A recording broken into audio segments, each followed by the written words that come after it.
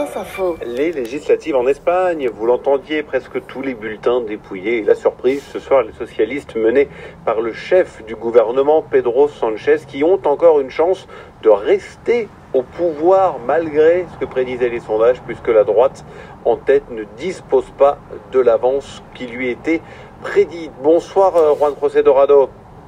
Buenas noches, bonsoir. Journaliste espagnol indépendant pour différents médias, merci infiniment d'être avec nous ce soir à cette heure tardive sur France Info. Vous êtes vous-même surpris par ces résultats?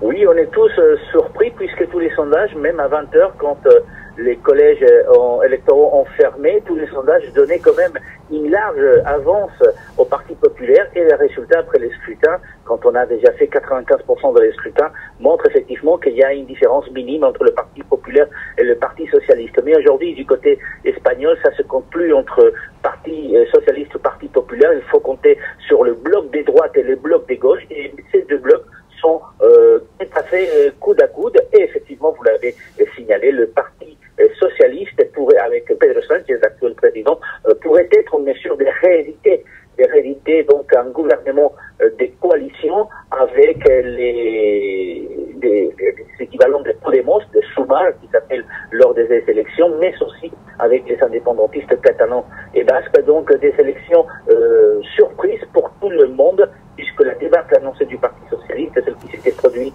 lors des élections locales et régionales du 28 mai et qui ont amené à ces élections, cette débâcle du 28 mai n'a pas été renouvelée dans les urnes aujourd'hui par les Espagnols. C'est Pedro Sánchez qui a provoqué ces élections législatives anticipées. S'il arrive à se maintenir au pouvoir, il aura gagné ce pari qui a été très risqué.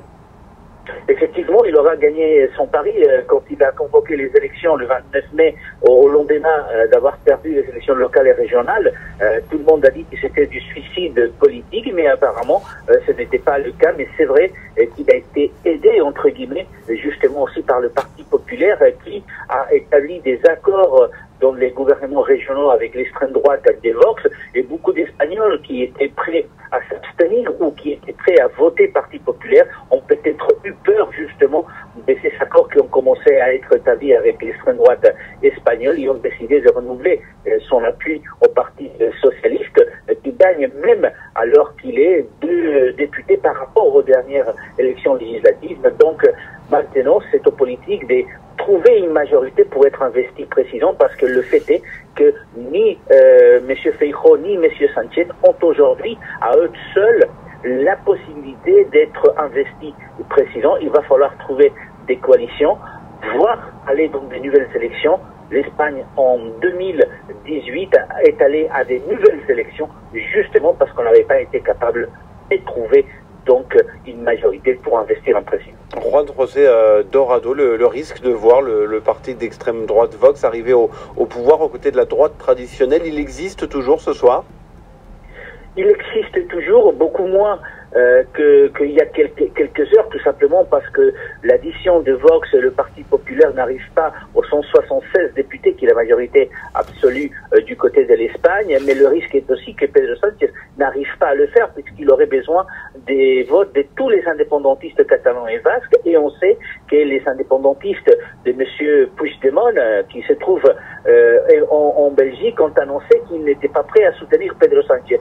Si il ne change pas d'avis, il pourrait aller à des nouvelles élections. C'est une possibilité qu'on ne peut pas oublier. Ce qui est vrai, c'est qu'aujourd'hui, Vox, qui possède 15% des députés à l'Assemblée nationale espagnole, aujourd'hui ne pèse que 8%.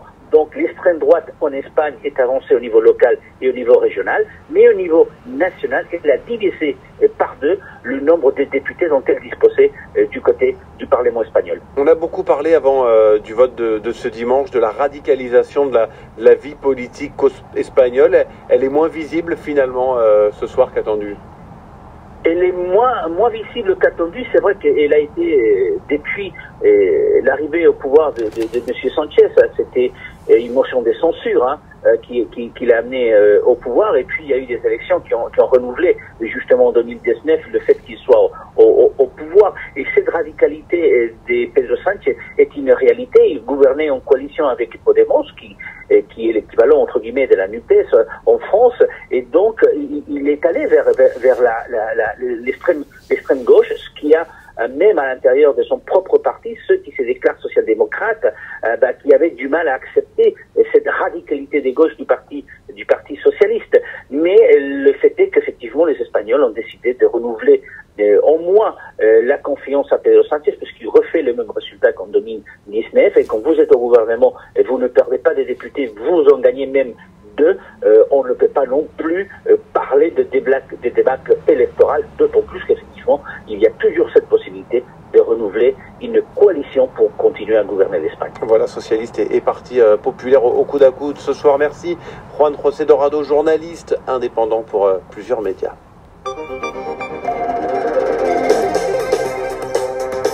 Le mondial féminin